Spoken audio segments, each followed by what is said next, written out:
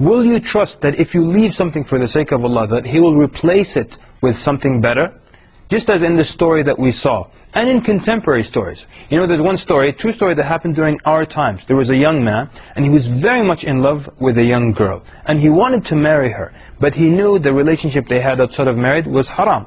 So he actually broke it off. As much as he loved her, he called her and he said, I can't do this because it's a haram relationship, and I'm going to leave it for the sake of Allah. Not because he didn't like her or anything like that. He wanted to marry her, but it was a haram relationship.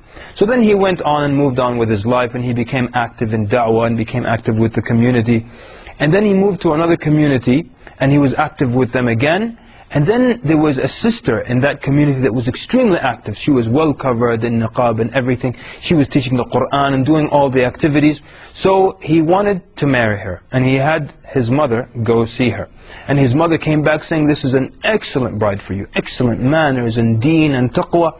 And so he went to see her. And when she removed the niqab, it was that same girl that he left for the sake of Allah.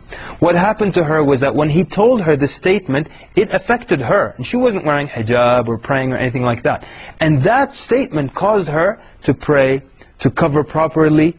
And so when he met her later on, he got her in a better state than the beginning. Let's go back to our first story. In the first story, the man was offered 500 gold coins, gold dinars. And he left it, and Allah replaced him with 100,000 gold dinars. And in our second story, the young man would have married the girl, but she was not covered, she was not religious, she was not praying, and he left the relationship for the sake of Allah, and Allah gave him the same girl, because even when he left her, he was still hurt and you know, always heartbroken and things like that. So Allah subhanahu wa ta'ala gave him the same girl that he loved, but He gave her back to him, more religious, well covered, and you know, active in da'wah and things like that. So Allah subhanahu wa ta'ala replaced him something better, gave him something better in return. Let me give you this example. Suppose now, at work they don't let you pray, they don't let you go to Jum'ah, or they don't let you wear the hijab. And so you complain to a millionaire in the community, and he takes out his checkbook and his pen, and he says, you know what, quit that job, and right now I'm going to take care of you financially. Will you trust this guy? He's a rich millionaire. Will you trust that he'll take care of you? And will you go and quit that job? What if then Allah Azza wa Jal, the Lord of the worlds, makes you a promise? Will you trust the promise of Allah Azza wa Jal? But guess what? The promise has already been made in Surah Al-Talaq in the Quran, in verse number 2, the end of verse number 2. Allah subhanahu wa ta'ala tells you, وَمَن يَتَّقِ اللَّهِ يَجْعَلْ لَهُ مَخْرَجًا. Whoever fears Allah, Allah will find him a way out. And then in the beginning of the third verse, وَيَرْزُقْهُ مِنْ حَيْثُ لَا يَحْتَسِبْ. And Allah will provide for him. He will provide for him from where he least expects it. So now, the millionaire, when he took his checkbook out, we trusted him. Now Allah is promising you something in the Quran, that you fear Him, and He will find you a way out. And He'll provide for you. If that's what you're worried about, being, you know, having wealth and provision, Allah will provide from you from where you least expect it. So how will you react then?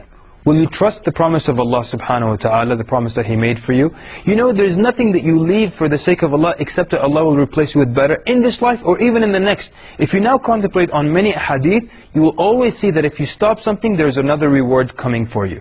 For example, the Nabi sallallahu alayhi wa sallam said, مَنْ تَوَاضَعَ لِلَّهِ رَفَعَهُ. Whoever humbles himself for the sake of Allah. Meaning you leave arrogance. You humble yourself, what's the result? What's the replacement? Allah will rafa'ah. Allah will increase you in rank. Whoever suppresses his anger, he will get this reward in the next life. Whoever gives up arguing, the Prophet ﷺ says, I guarantee him a house in paradise. So anytime you give something up, there is reward. So the question is, do we trust that Allah subhanahu wa ta'ala will reward us with something better, replace it with something better? So look at your life right now, and only you can do this for yourself. See what bad habits you have. See if there's something haram that you do, a haram relationship that you have.